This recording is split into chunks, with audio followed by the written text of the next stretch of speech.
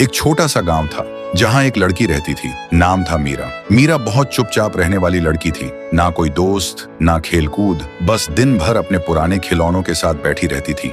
इसलिए गांव के लोग उसे देखते ही फुसफुसाते थे, मनहूस है ये, इस पर किसी बुरी रूह का साया है। लेकिन मीरा पहले ऐसी नहीं थी। वह एक वक्त पर बहुत हंसी खुशी रहने वाली लड़की थी। उसके पापा गांव के सबसे प्यारे आदमी थे। हर शाम काम से लौटते वक्त वह मीरा के लिए खिलौने लेकर आते थे और फिर दोनों मिलकर देर तक खेला करते थे। लेकिन एक रात पापा काम से घर वापस नहीं आए। मीरा और माँ दरवाजे पर खड़े बस उनका रास्ता ताकते रहे। फिर सुबह पता चला उनकी लाश रास्ते के किनारे पड़ी थी। ना कोई चोट, ना एक्सीडेंट, बस उनकी आंखें खुली थी, जैसे मौत से पहले उन्होंने कुछ बुरा देख लिया। और उनके पास एक गुड़िया पड़ी थी जो वह मीरा के लिए ला रहे थे। उस दिन के बाद से माँ दिन भर पड़ोस के गांव में सिलाई का काम करती थी और मीरा चुपचाप घर में अकेली रहने लगी, सिर्फ उसी गुड़िया के साथ जो उसके पापा आखिरी बार लाए थे। फिर एक दिन जब माँ घर पर नहीं थी, मीरा अपने कमरे की खिड़की के पास खड़ी बाहर देख रही थी। तभी उसे एक अजीब सी आवाज सुनाई दी, मीरा, खेलना है? सुनते ही मीरा जम सी गई। उसने धीरे से पीछे मुड़कर देखा और बोली, कौन है? तभी वह गुड़िया हिलने लगी और एक इंसान के रूप में बदल गई और बोली, मैं तेरा दोस्त हूँ, गुड़िया। सुनते ही मीरा की आंखों में एक अजीब सी चमक आ गई और उस दिन के बाद से मीरा कभी अकेली नहीं रही। वह रोज उस इंसान रूपी गुड़िया के साथ बात करने लगी और वह गुड़िया उसे नए नए खेल सिखाती रही, जैसे छुपना, लेकिन ऐसी जगह जहां कोई कभी ना ढूंढ सके।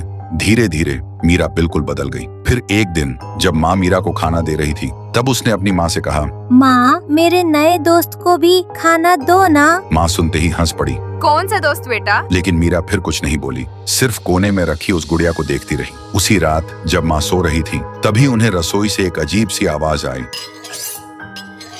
जैसे कोई छुरी से किसी चीज को काट रहा हो। सुनते ही माँ डर के मारे घबरा के उठी और रसोई की तरफ बढ़ी। लेकिन रसोई के अंदर आते ही उन्होंने जो देखा, उनका खून जम गया। मीरा फर्श पर बैठी थी और अपने ही हाथ को छुरी से काट रही थी और ठीक उसके सामने वह गुड़िया रखी थी जिसके मुंह पर मीरा का खून लगा हुआ था। ये देखते ही माँ जोर से चीख पड़ी, मीरा! लेकिन मीरा बिल्कुल शांत थी। फिर वह धीरे से मुस्कुराकर बोली, माँ, उसे भूख लगी थी। उस रात माँ इतना डर गई कि उन्होंने मीरा को सीने से लगाकर अपने पास ही सुला लिया। लेकिन जब सुबह हुई और माँ की आंख खुली तो उनके होश उड़ गए। मीरा उनके पास नहीं थी। बिस्तर पर मीरा की जगह वही गुड़िया पड़ी थी। ये देखते ही माँ का कलेजा फट गया और वह फूट फूट कर रोने लगी। और तभी उस कमरे में एक आवाज गूंजी, अब हम एक हो गए माँ। तो दोस्तों, क्या माँ अपनी बेटी को इस शैतानी गुड़िया से बचा पाएगी? और मीरा के पापा की मौत का आखिर असली राज क्या है? अगर जानना चाहते हो तो कमेंट करो, पार्ट 2 चाहिए।